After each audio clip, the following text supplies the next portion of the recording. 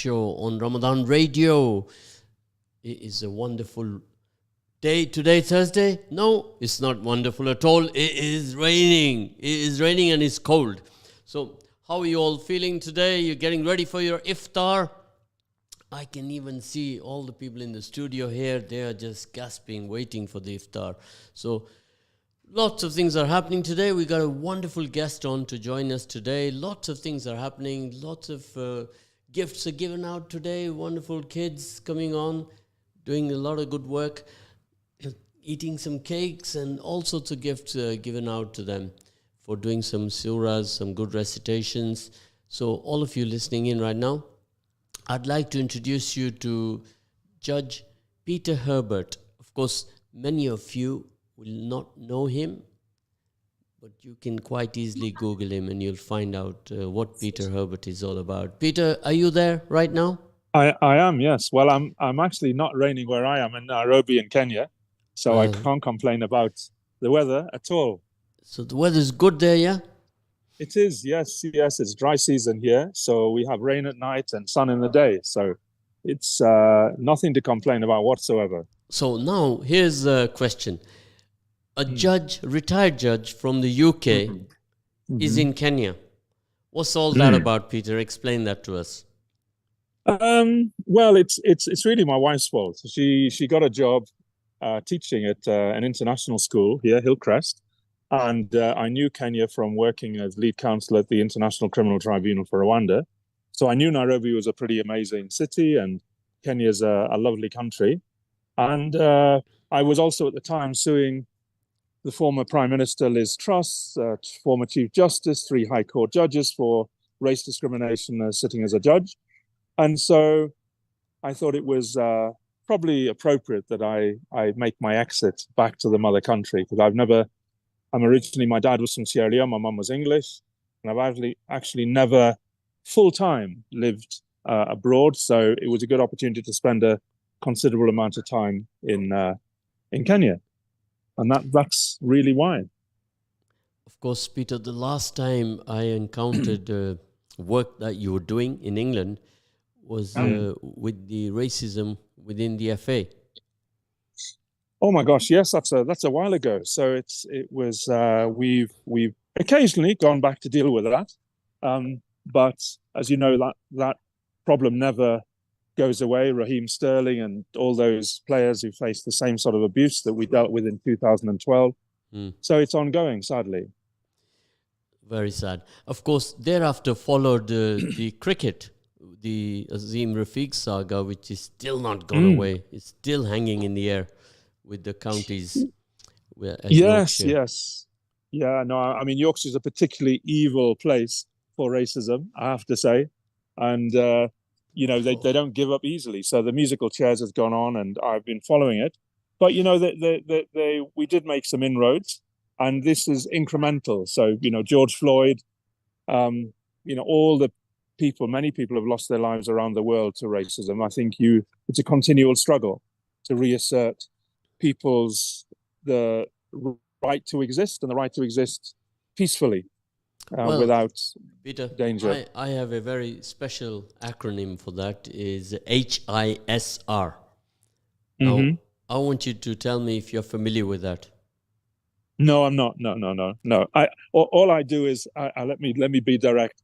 I enjoy fighting white people in power and authority, so I don't need any acronym for that. I just do it. But yes, go ahead. What is it? This is how it goes. Historic, institutional, systemic racism. And that is what I've experienced in my journey of life. It's yesterday. Whatever happened yesterday is happening today. And if we don't find solutions, it will happen tomorrow. Yes. And that's why I've termed it as historic, institutional, systemic racism. Many a discussion, many a debate, you sit down, you talk, and we always end up with that. And that is the closing argument, that it is HISR. And it's not going away because we are continuing to just manage it and manage it and manage it. And we don't put down a solution on the table. And I think we do. It's just the powers that be where, are many and varied, and capitalism of itself is a very multifaceted beast, which has many forms. And so I think we know what the solutions are. We've put them solutions down for thousands of years as actually people of color. But, sometimes we have leaders who don't serve our purpose as well. And we have, as the Kenyans would call them here, colonizers, who definitely have their own agenda. And that is a pretty huge beast to have to deal with, whether it's in Europe, the subcontinent, or in Africa or South America. The colors and the shapes change and the language changes, but the agenda is essentially the same. Well, this is a worldwide issue. It's not, it's limited to the UK, it's throughout Europe and throughout the USA. And it's not something that anyone has found a permanent solution to. And we call it here caste, color, creed, culture. And then after that, we go on to tradition, then we go on to the spirituality of individuals. And these are all the different facets of division amongst our community, Peter. Yes. So you had much more time and experience than I have concerning racism, and it's been a long journey for you. So tell us a little bit about your early journey. How did you transcend into your position as a judge?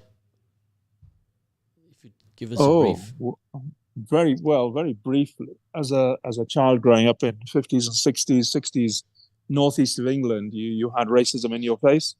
So people either loved you or they hated you. And so my identity was really, I suppose, one which I had a choice, but the choice was sort of made for me. So, the N-word was a common day occurrence, but also I had some great friends. So it's a mixture.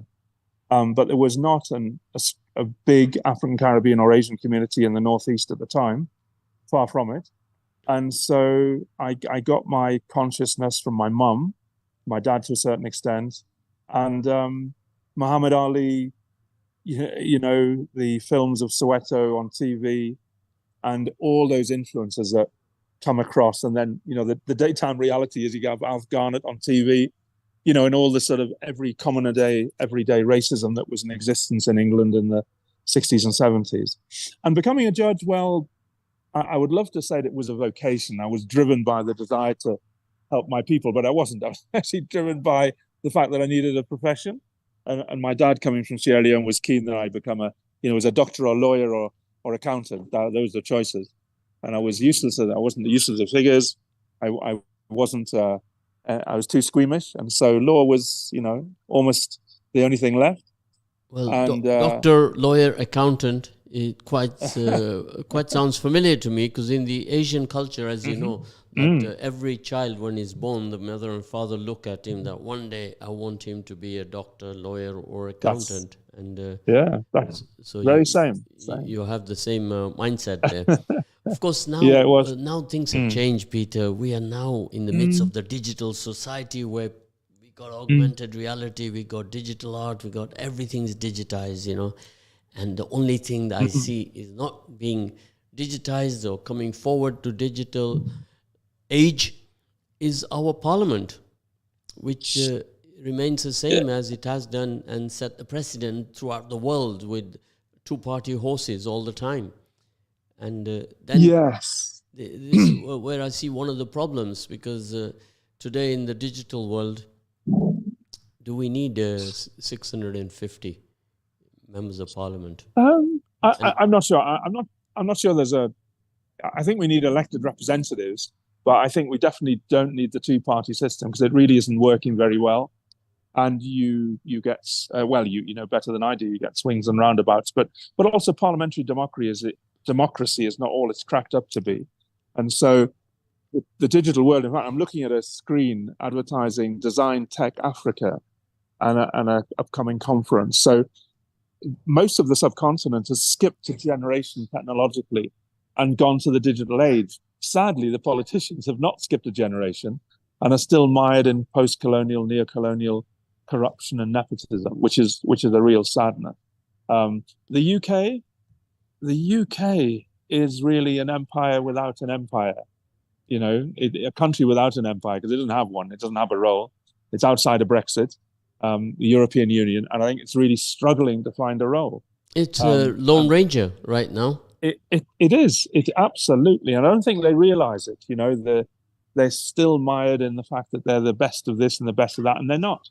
They're the worst of this and the worst of that. A few years ago, I met the Chief Justice for Malaysia at a conference in Uganda, and he said, well, everything we do in court is digitized. Decisions, transcripts, everything. The UK, you're still taking down handwritten decisions in most of our courts. So, Britain's perception of its place in the world is really very diminished, but they have never come to terms with the fact that the empire is gone. Well, this is how far behind we are. I'm going to refer you to a train in Japan, which was 35 seconds late.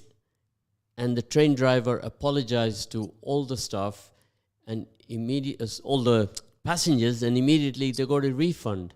And they were 35 seconds late. This is how digital the world is. Now, you're talking about 35 seconds. Would that concern you, Peter?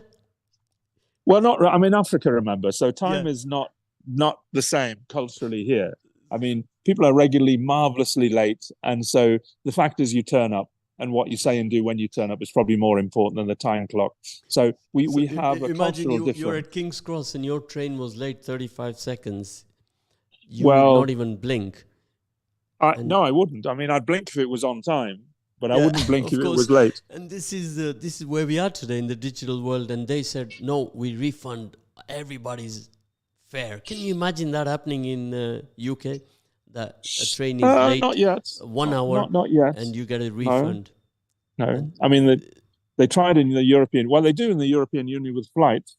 I think if you're more than 3 hours late, you get a refund. But I'm not sure where the UK is with all of that. But, so that was very impressive, because the high-speed electric trains and 35 seconds, it just took me away. I was thinking about this all day. That is progress. Absolute progress. Yeah. So we need to learn from that. And this is a lesson for every one of you out there, that if you don't embrace technology, you're going to get left behind, and you're going to carry with you all the burdens of yesterday. So that's why I have a lot of confidence, Peter, in the Generation Z. They call it Generation Z. I think they are the ones who are going to be the game changers. And as we say, inshallah, that they will not make the mistakes of past that we have seen now. Currently.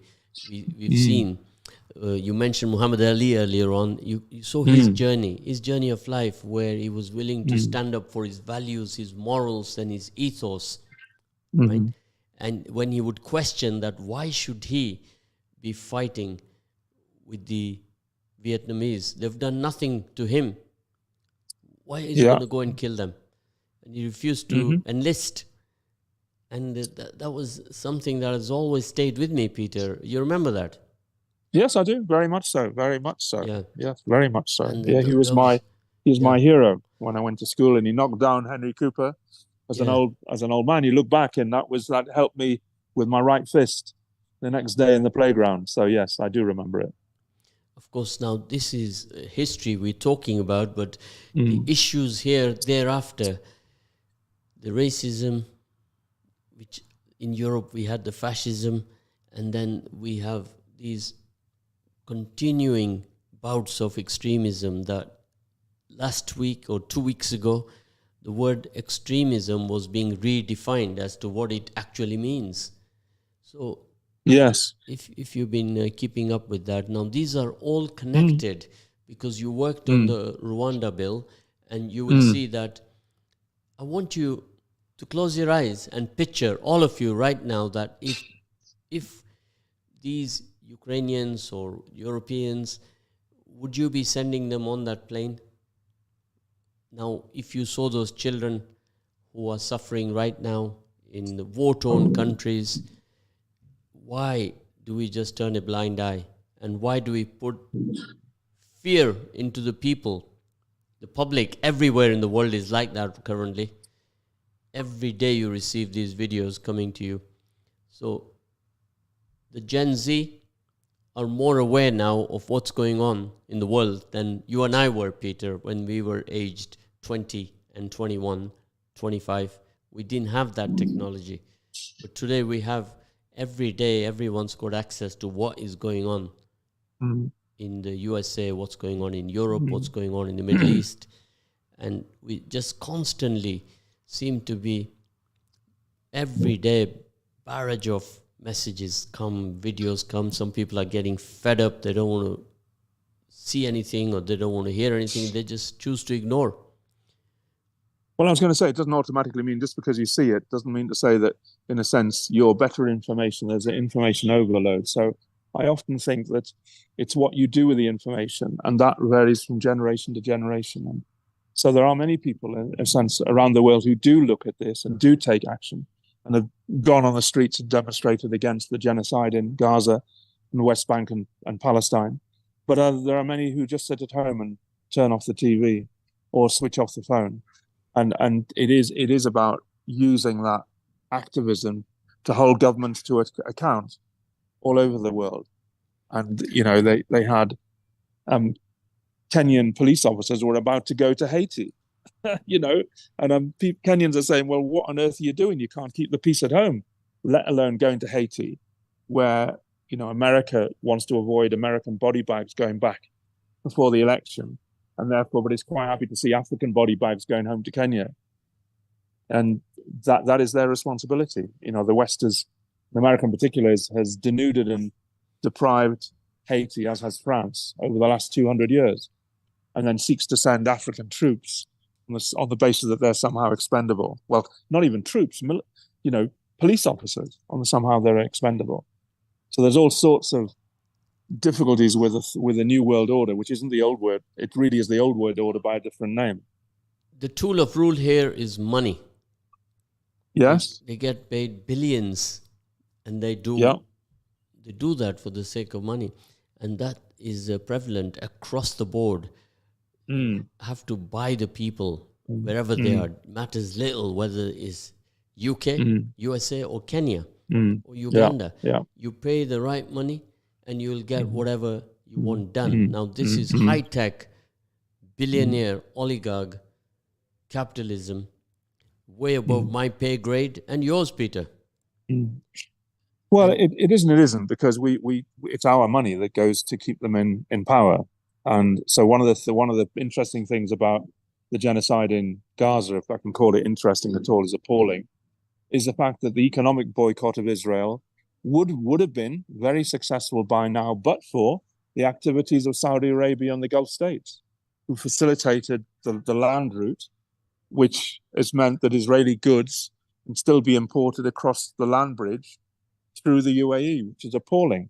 And I one of the things that I think causes me a distress is the way that Muslim governments, who are supposed to uphold their faith and protect everyone, whether Christian or Muslim, actually turn a blind eye. And I find that whilst most of the blame is laid at the door of America and its willingness to fund genocide, Mike Pence signing bombs destined for the West, destined for Gaza, blithely unaware or completely ignorant of the harm that is causing, and that and yet 3, 4, 5, 6 months later called for a ceasefire, dropping food parcels where you're saying the same planes have just dropped bombs, and just absolute hypocrisy.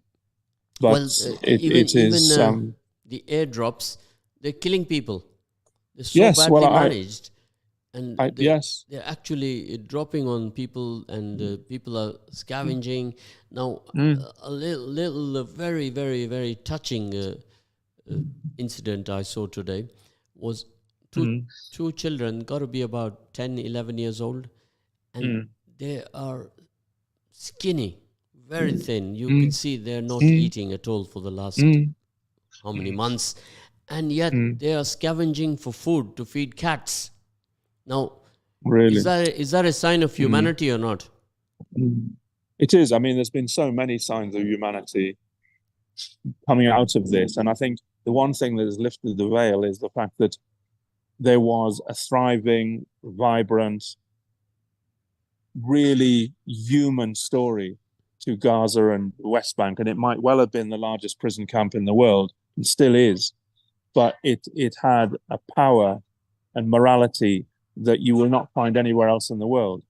And whatever people think of Hamas, it doesn't matter. It was made up, still is made up of people and real suffering. And I think that the so-called state of Israel will no longer be able to hide behind any moral authority, which they have is a cloak they've hid behind after the Holocaust. And I personally find it appalling that the descendants of Holocaust survivors are happy to commit another Holocaust on the pretext of saving themselves. And that is one of the saddest points of their inhumanity, that no lesson has been learned at all. In fact, if anything, all the empirical evidence shows it's the older generation who did actually undergo, German atrocities, actually are a more liberal bunch than this right-wing cabal of young Israelis who are colonizers through and through and post these appalling videos of themselves destroying buildings, raping kids, blowing up universities, and think it's a joke. And then I understand 20,000 of them are volunteered from the United Kingdom and are going back into the UK with absolutely no consequence whatsoever. Well, we have a special program laid on for that tomorrow with one of the lawyers who was acting for Shamima Begum, and he is going to join us tomorrow and talk about this. Now, you, in your capacity, will be well aware that if we set a precedent with stripping the citizenship of one particular individual for the same reasons, yet how can 20,000 get away with it? Well, I think it's quite easy. I mean, there's a hypocrisy and double standards about what the United Kingdom does, which is part and parcel of this guilt in relation to the Holocaust. I mean, the Holocaust was not an Arab, in any way, a manifestation of Arab nationalism at all. And what followed was the guilt and responsibility of Western powers who were responsible for the aftermath in the Second World War of deciding to wash their hands of the so-called Jewish problem, as they called it, and dump that community in the middle of a world where I think before the First World War, they comprised about 11% of the population, and I think in 1935 constituted about 20%, but they were never in the majority in any part of Palestine. And so the Western powers, and I think it was Truman in particular, just said, oh, well, so what? You're going to upset some Israelis, you're going to upset some Palestinians, so what? That's what we've got to do. And that, it's the ultimate neo-colonialism. And they were going to put Israel in East Africa. They had plans to host it in Uganda, plans to put it in Kenya, and the Zionist conferences in South America. I think that was one of their destinations as well in Argentina. So they really couldn't care where it was as long as it wasn't in Europe or in the US. Do you think that is part of the guilt trip? Why returning people of Jewish origin who go to support the state of Israel with all the bigotry and hatred that must normally go with, are allowed to return unhindered and take their positions as if nothing has happened. Now, Peter, one must admire the position that the Irish have taken over this, because they went through the starvation, the famine themselves, so they understand better than we do here in England. And you see how they've taken a stand on this, and the whole country seems to be behind it, whereas here in the UK, the figures say in the press that 70%, 66% are against all this that is happening. And yet, in a democracy, we say that we are a democratic country with British values. Why is our government not listening, like they did not listen at the time of the Iraq War when Tony Blair and co. took us on weapons of mass destruction? journey, and 2 million, 1 million plus were perished, slaughtered. Yeah, Yeah, we're doing it again. Yes, and they repeated in Afghanistan. I mean, the mess they made of Afghanistan, and then they wring their hands about the Taliban. Well, you created the Taliban. The Taliban are a product of your weapons and your so-called jihad. In fact, the issue about using Islam as a weapon goes back to before the First World War. The Germans were encouraging the Muslim communities in Syria, in the old Mesopotamia, and in Egypt in particular, to fight a holy war against the British. And the British were doing exactly the same to the Ottoman Empire. So they were both so corruptly dishonest. That was what Lawrence of Arabia was doing. That was part of his plot. So this notion that they somehow respect religious difference and freedom is a nonsense. They don't. It's an absolute myth, is it? It is. It is an absolute myth, and it's. I mean, there are a few exceptions, and Tony Benn and people like that. There's old school politicians who did have a moral authority, not to go to war in somebody else's country, did hold that moral authority, and those what I would call are more traditional British values.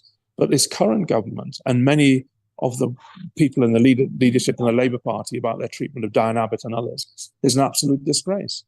They're quite willing to suspend one of the most targeted black women in politics over alleged anti-Semitism, which is not anti-Semitism at all, on the basis of she was a supporter of Corbyn, and use it as a pretext to say this is New Labour.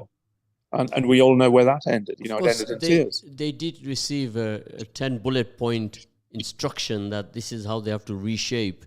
And hence, many people listening in right now probably not aware of that. And that's what they did. They went along with the 10 bullet points or 12 bullet points, and they created havoc across the board. Anybody who was a little bit to the left is goodbye. And well, it was weaponized. I mean, I think I would agree. I mean, anti-Semitism has been weaponized by the state of Israel. It's weaponized in the UK and around the world to deny opposition. I mean, the genocide in Rwanda is used to deny legitimate opposition. So this is not uncommon where there is an appalling atrocity. Those in power and authority, Netanyahu, for instance, uses it to justify every possible inhumanity and breach of humanitarian law that you could possibly imagine. And this supposedly, human shields and all the terminology that they've turned against Hamas is actually, as we well know, that was the same terminology that was used against the African National Congress under apartheid. They were terrorists. Mandela was a terrorist. He was banned. He was imprisoned, and that was the defense of the apartheid government, that these are terrorists. Now, actually, I'd like to ask you a question. Who actually passes a worldwide law as to who's a terrorist, who's a good guy, who's a bad guy? Who makes that decision? Because here in England, if the ruling here is that if they say he's a terrorist, then the whole country follows that. So what is the state of play on this from a legal point of view? Well, from a legal point of view, if you're a UK citizen, US citizen, and one or two others within the European Union, yes, they've designated Hamas as a terrorist organization. However, if the United Nations has not done that, because they know full well that Hamas was a democratically elected government. And long before there were rockets from Gaza entering Israel, which are really glorified rockets, actually Guy Fawkes style, and more about sound and light than they are about devastation, no matter what the Israeli state says. It is that the corollary of that was that Gaza was a prison camp before Hamas were elected, long before. It was Palestinians were corralled, treated as second-class citizens in their own homeland, long before Hamas was elected. Now, another question that I'd like to ask you. is one of the listeners has sent me a question here is, how can one country say that they are defending themselves? They've got all the superpower weapons from the Western world and the USA, and the other side have got sticks and stones. Well, it's right. I mean, it's not self-defense. Sit in a court it's of not law to say we are defending ourselves? No, well, you don't. I mean, this is not that. There's a doctrine of self-defense, which the force used must be reasonable and proportionate, and that applies whether you're on the street or whether you're a nation state. And so, Israel long ago crossed a line where this was in no way self-defense of anything. In fact, I think when the reports eventually come out, it may well show that a lot of the people killed on October the 7th were actually Israelis killed by Israelis. I mean, it's one of there clearly were atrocities carried out, people were murdered, but what had happened in the 30, 50 years before that was named genocide. You recall the rhetoric from the beginning was, do you agree that Hamas are a terrorist? Do you condemn? Yes. Do you condemn? And yes. It was like the old Mandelson rule, where you keep saying it again and again and again until people are convinced that they have to say yes. Now, this is what's been happening across the media, who have got a very powerful role to play in this, who have been fueling this problem rather than helping solve it and going along with it, being totally biased. So here today on our radio station, we try to be very, very open about these things and not be going with the flow. So, well, it was one of the most dramatic points. Sorry to cut you. Was the fact that the submissions made by South Africa to the International Court of Justice were never televised. All they televised was the Israeli response the next day, and the BBC gave some lame excuse about broadcast channels or some nonsense, but it was clearly completely biased. And CNN and most of the main broadcasters, apart from Al Jazeera, have done exactly the same. Another message here I'm reading. It says, we need Peter Herbert back in the UK. Well, I'll be back in the UK in about 10 days' time, and I'm going to try to attend a World UN conference for people of African descent in Geneva, and support a friend of mine, I won't go into detail about, who is facing a trial at the Old Bailey. So I will be active when I'm back, but I enjoy my time in Kenya, working on the return of African artifacts, the correction of historical injustice, and even some things which have come to light following the King's visit to Kenya, where apparently he did have some private meetings with those who had suffered from British atrocities, which the late Queen, despite the huge hospitality she received in Kenya, never mentioned and never apologized for. So in Kenya, there are some, and on the continent, there are some huge issues of neocolonialism to face down, and some problems which are homegrown as well. But the world is a very small place these days. So, whatever happens in Europe does resonate on the continent and vice versa. But I'm an optimist, like you. I mean, I know you have an experience in East Africa yourself, and the degree of living that goes on between different communities, from Somali to Eritrean, it cannot always be perfect, but actually it is an example of what value systems could and should be, which far transcends sort of racist rhetoric that Hester, the Tory party donor, laid at Diane Abbott and all black women, which is, I mean, are those British values? There's another message here about Diane Abbott, Peter, to say that no one, the blue party or the red party, supported Diane Abbott when she was threatened, when a clear statement by a donor was made that she should be shot. Now, even to say that in passing sentence, and you protect your donor, because this is the power of money, Peter. Power of money is undeniable. Absolutely. Yes. No, you're right. I mean, it was, and it's not the first time he's made those statements, and probably won't be the last. And they, none of them really came to her defense. And this is not new. She's been having these threats against her life and abuse for years, and they've really not recognized it. And despite the fact that two MPs that were killed, they still allowed this to go on. And I mean, I know the police are supposedly investigating Hester for hate crime, but you know, if there's a prosecution of him, I'll eat my hat. Maybe, but I think the powers that be will find a way of protecting him and the 15 million pounds he's given to the Tory party, which is essentially blood money. I mean, he's got contracts in the NHS. He's got contracts in Jamaica, of all places. His companies have got contracts in Jamaica. I mean, what sort of nonsense is this? What are we doing? What are our leaders doing when you have somebody who can come up with deeply seated race hate crime and then give them contracts to benefit and make them even more money? Appalling.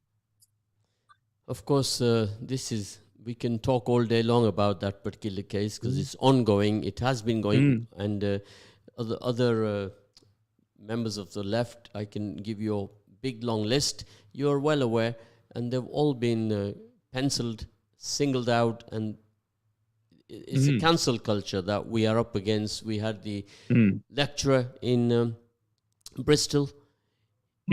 And then we had a pharmacist last week, and we just keep going through. We get so many messages here that this happened to me, this happened to me. It's like cancel culture is an overdrive right now, Peter. There's just no stopping to it. And it's going to get worse because election year. I mean, you've got elections in the UK, elections in America. So it will go into, it will.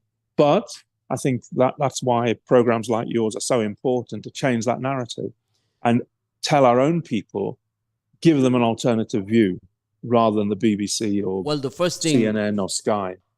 The messages I'm getting, Peter, the radio station, is that unless our people come together as one, they will be continued to be trampled on, Peter, forever. They are not going to stop. We have to come together and deal with these things. And it's not, we cannot be in a diverse city, brown, black, white. We all have to be together on this. So the good humans of our city, our country, they are together. But the division, the fueling of fear starts at the top. The divisional factors start at the top. Now, if a member of parliament, he refuses to stop genocide, he comes back to his city, do you think that he's going to get applauded, Peter? What's going to happen to him? No, I mean, I think there will be a consequence at the ballot box for all politicians who have defended genocide, Starmer included. And I think it's probably a wake-up call for all human beings who are on the right side of history to say, actually, what is the hypocrisy with these politicians, and hold them to account. And the bottom line is, you can vote people out. And, I've seen several videos of members of the public challenging Starmer and Sunak, if they can get a hold of him, in public places. And they've got no answer. They've got morally bankrupt people. So I think, and as for people coming together, we have been, that in the aftermath of the murder of George Floyd, every community came out because everybody could understand that horrific injustice. And, the same people, I think, have come out. I was with my friends Claudia Webb and Bel Rabiro Adi and many members of the Palestinian community demonstrating in early January. And it was laudable. And they've done it week after week after week all over the world. And for me, that is a sign of people power and the common humanity. And in reality, if that was all it took, then there would be no war. There would be no occupation. And the people in Israel, there are people in Israel as well who have protested. And there are many members of the Jewish community to recognize the illegitimacy and the genocide of their own government. So there is, I think, hope there as well, in the way in which not governments, but ordinary people react. And so I am still an optimist in spite of the slaughter that has happened, in spite of the appalling suffering of children. It's sometimes you have to show a mirror on the inhumanity of man to man and in history for the world to move to a better place. But whether it's Ukraine or Palestine or Gaza or the West Bank, the state of Israel will never be the same if it exists in the future in its present form at all. So, brothers and sisters, you are listening to Zed on the Real Talk program. The wonderful guest, Peter Herbert, retired Judge Peter Herbert, who's now currently working.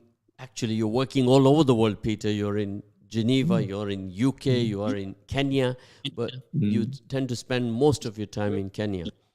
So he's online, he's fully aware what's happening, Peter, which is very good.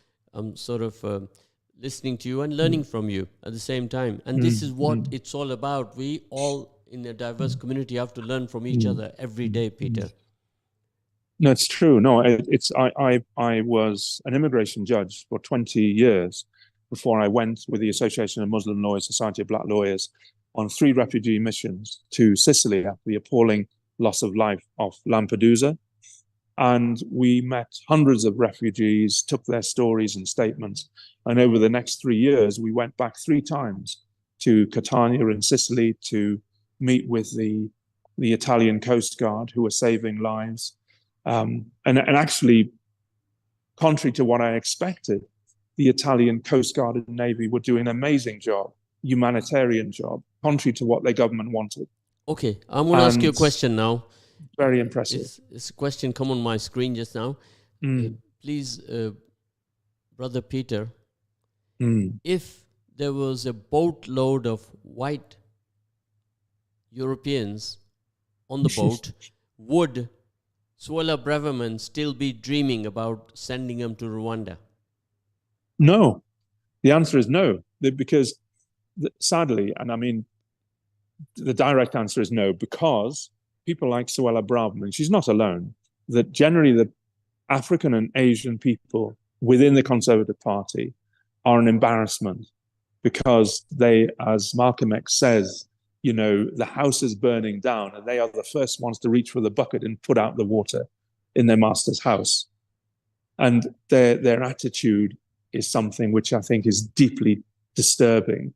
And Ukrainians are never going to be removed to Rwanda, no matter how unlawful their entry to the United Kingdom.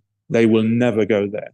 These planes are not for Americans. They're not for Europeans. They're not from people who are white, basically. They are people who are from everywhere else in the world. And the sad thing is the Rwandese government is willing to pay lip service to anti-colonialism by charging a huge amount of money. I think the latest figure I get is £2 million for every person put on a plane. I mean, what on that is, and the fact that it's an Asian man who has lauded this policy and said it is one of his 5 key principles for being re-elected is a disgrace. I mean, his presence in the United Kingdom, Suella Braverman's presence in the United Kingdom, Badenoch's presence is because people of her generation fought for her right to be here. So and fought time for the is rights flying, to be Peter. treated equally. We're at 36 seconds. Time has just gone so fast, right? There's so much more questions here for you, but we're not going to cover them all up today. But we'll touch again, Peter. I think we should pick up again sometime. So I'll be happy to. Yeah. So everybody listening in today, Peter Herbert was very kind enough to join us. So thank you very much, Peter. And Ramadan Mubarak and Eid Mubarak to you. Yeah, Eid Mubarak to you.